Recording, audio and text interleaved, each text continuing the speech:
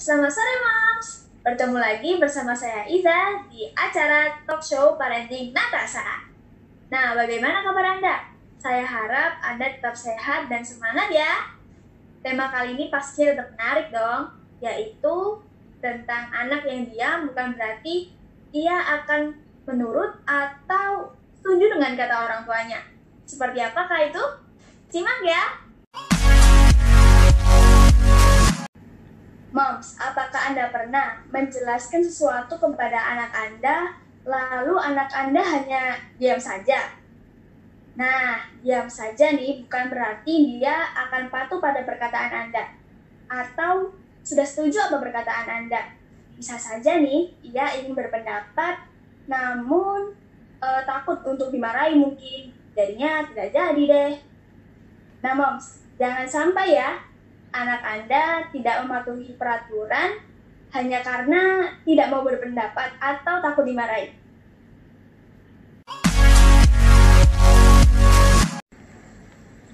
Baik, Moms. Nah, kali ini saya akan berbincang-bincang dengan seorang mama yang memiliki dua putri yang salah satunya berusia 16 tahun, yaitu Ibu Ani. Langsung saja kita sapa ya. Selamat sore, Ibu Ani. Selamat sore, Iza. Bagaimana kabar Ibu Ani? Alhamdulillah sehat. Bapak Isa sendiri gimana? Alhamdulillah sehat. Terima kasih. Baik, sama-sama. Baik, langsung saja ke pertanyaannya ya. Temanya adalah anak diam bukan berarti ia sudah patuh dan setuju apa kata orang tuanya. Nah, pertanyaannya nih, bagaimana menurut Mama dengan anak yang diam saja saat diberitahu atau dinasihati? Dan bagaimana cara orang tua menyikapinya?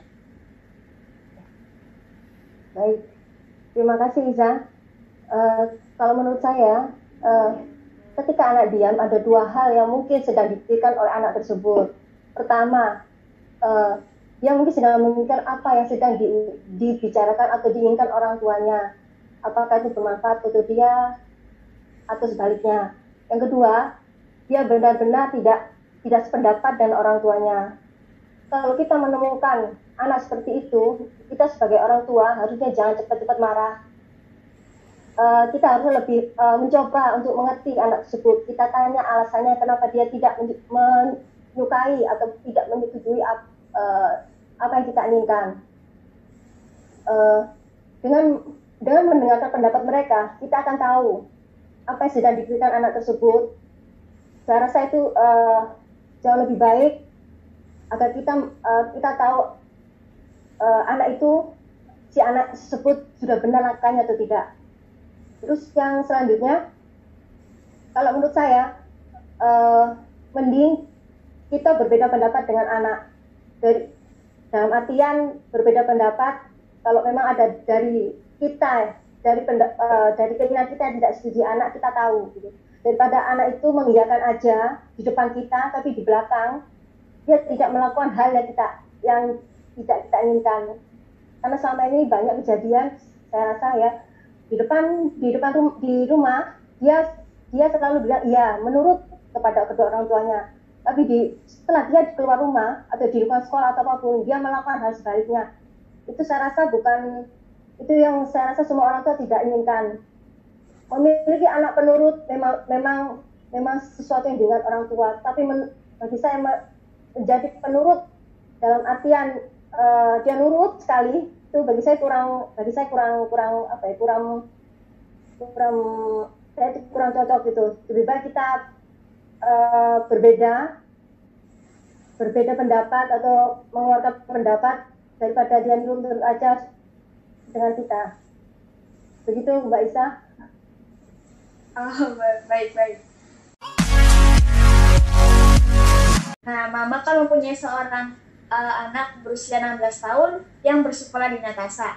Apa nih manfaat Shiny setelah bersekolah di Natasha? Baik Iza, manfaat yang didapat banyak Iza. Awalnya saya mendaftar di Natasha karena Shiny itu punya pribadi yang tertutup, pendiam, dan dulu ada kejadian dibully waktu SD. Karena saya nggak kepingin kejadian itu membuat dia trauma dan saya khawatir juga ya dengan perkembangan dia nanti setelah besar-besar nanti. Akhirnya saya dan suami mendaftarkan saya ini di Natasha. Pembelajaran di Natasha membawa banyak perubahan di diri saya ini. Dia jadi lebih terbuka, berkomunikasi juga bagus, mandiri, disiplin dan bertanggung jawab. Harapan saya nanti setelah mungkin saya dulu di Natasha, apa-apa yang diajarkan di Natasha oleh Kak Opi bisa terus di bawah saya ini, jatuh diingat saya ini seterusnya, karena itu adalah pembelajaran yang bagus ya untuk masa depan dia. Begitu Iza. Amin, semoga tercapai ya Mama. Ya Iza, ini ya Rabbal Alamin. Awal-awal sekolah Natasha nih, apakah ada pengalaman atau kesulitan tertentu nih Mama? Ada nih Iza. Saya ini kurang fashionable. Jadi ingat banget waktu pertama kali datang ke Natasha, ditunjukin bajunya sama Kak Opi. Lah, baju seperti ini ya. Jadi, aduh, kayak apa ini Ma? Terus dia disuruh dia di Instagram waktu itu Instagramnya Natasha ya. Jadi ini kita hunting baju seharian dari mall ke mall itu kendalanya. Tapi lucu, jadi kita punya kenangan yang menarik gitu loh. Jadi dia, oh baju yang fashionable seperti ini ya Mbak. Iya, karena sama ini dia very simple kalau pakai baju ya gitu. Terus kendala kedua dia harus disiplin. Jadi kalau dan empati juga, kalau latihan harus datang, nggak boleh telat. Kalau telat akan mempengaruhi yang lain. Itu yang harus mungkin agak susah awalnya, tapi itu hal yang bagus. Dia harus melaksanakan itu. Itu sih saya rasa. Jadi banyak ya itu. Dan mungkin yang paling lucu ya waktu nyari baju itu saya sampai hunting seharian di mall. Itu aja sih. Jadi pastinya dari pengalaman ini dari dulu sampai sekarang banyak kemajuannya ya Mama?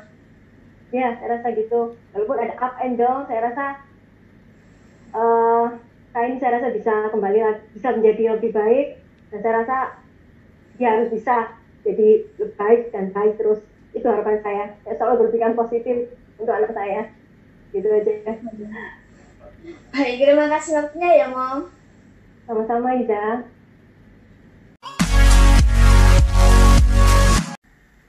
Nah Moms, bagaimana pendapat Kak Opi Taib, owner dari Sekolah Kepribadian dan Pengembangan Potensi, Natasha, mengenai anak yang diam, apakah ia akan pasti patuh dan setuju apa kata orang tuanya?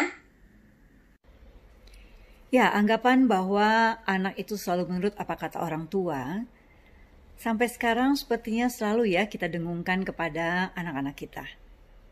Dan akhirnya, sering kali kita mendapati anak kita selalu menurut apa kata kita. Tidak pernah membantah. Bahkan selalu menyetujui semua apa yang kita inginkan. Bahkan kalau kita bertanya, bagaimana menurut kamu? Setuju? Mereka akan mengatakan, setuju. Terserah mama, terserah papa.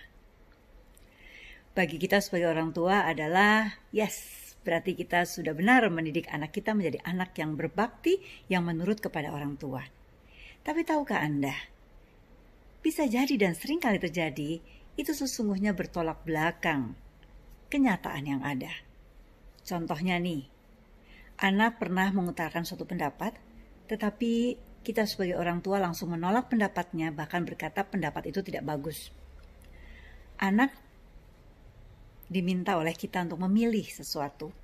Pada saat dia memilih, kita langsung mengatakan, aduh itu jelek, aduh tidak bagus. Pilihan kami saja sebagai orang tua yang lebih bagus, karena kami lebih tahu. Dengan begitu akhirnya si anak akan berpikir, buat apa saya harus mengutarakan pendapat? Buat apa saya harus berbicara, menjawab pertanyaan, kalau akhirnya semua ujung-ujungnya adalah keputusan di tangan orang tua. Untuk itulah, alangkah baiknya kalau kita menjalin suatu hubungan komunikasi dua arah, saling memberikan pendapat, saling bisa mau menerima pendapat, dan akhirnya menemukan suatu jalan solusi yang terbaik. Baik Moms, perbincangan tadi pastinya sangat menginspirasi ya bagi para Moms. Semoga bermanfaat ya Moms. Dan saksikan talkshow Natasha Parenting selanjutnya ya, dengan tema yang tidak kalah menarik pastinya. Saya Iza, salam jelas Natasha.